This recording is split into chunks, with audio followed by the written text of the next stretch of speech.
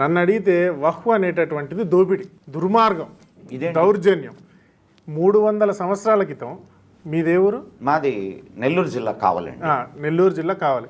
నెల్లూరు జిల్లా కావలిలో ఒక 300 సంవత్సరాల క్రితం ఒక దొంగల ముఠ వచ్చి మీ ఊరి మీద పడి దాడి చేసి అందరినీ ఇళ్ళగొట్టి ఆ భూమి మొత్తాన్ని ఆక్రమించుకుంది, ఆ సంపదను దోచుకుంది.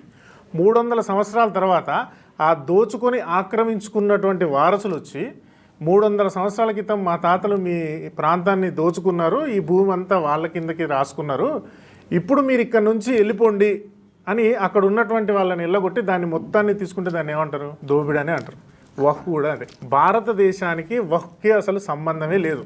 కానీ ఈ ముస్లింలు చారిటీ ప్రకారం వక్ఫ్ బోర్డు కింద రాసినటువంటి ల్యాండ్లు అనేటటువంటివి ఏవైతే ఉన్నాయో వీటన్నిటినీ వక్ఫ్ బోర్డు అనేటటువంటి ఒక వ్యవస్థని ఏర్పాటు చేసి ప్రభుత్వం వాళ్ళకి అప్పగించింది.